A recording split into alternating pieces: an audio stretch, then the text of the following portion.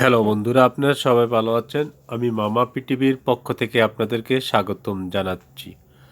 আজকে আপনাদের মাঝে তিনটি প্রোডাক্ট নিয়ে কথা বলবো। এই তিনটি প্রোডাক্ট ছোট বাচ্চাদের ক্ষেত্রে অত্যন্ত জরুরি।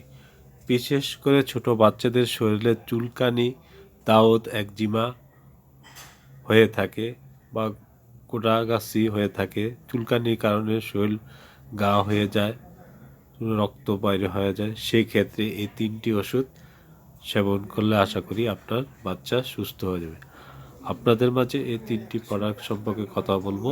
এই তিনটি প্রোডাক্ট কী ক্ষেত্রে ব্যবহার করলে আপনার বাচ্চা সুস্থ হবে তাড়াতাড়ি। বিশেষ করে এই ওষুধটির নাম হলো ডার্মাসল অ্যান্ড ওয়ানমেন্ট।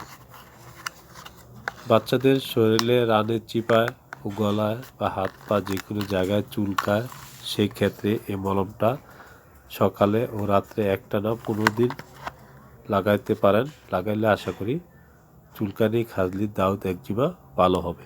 তার সাথে আরেকটি ওষুধের নাম বলবো। এটা সিরাপটার নাম হলো অ্যান্টিবায়োটিক ফ্লুক্লোক্সাসিন।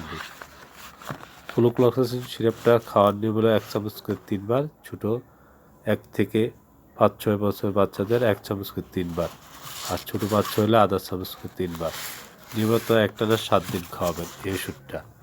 আর এই ওষুধটার নাম হলো আটিকা সিরাপটা খাওয়াইতে হবে 1 চামচ করে 2 বার, আর ছোটো বাচ্চাদের হলে আধা চামচ করে 2 বার।